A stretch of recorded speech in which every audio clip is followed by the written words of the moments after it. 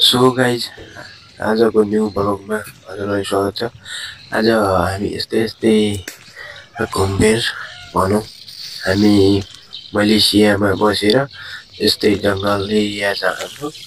अब मान्छेहरूले सोच्छन् कि विदेशमा बसेर ठुलो ठुलो महलमा बसेको होला भन्नेहरू सोच्छन्, तर हाम्रो वास्तविकता भने यस्तो छ कि हाम्रो रुम होस्टेल वरिपरि रहेको यो जङ्गल कुनै केराको रुख छ, नरिवलको रुख छ, है मेवाको रुख छ।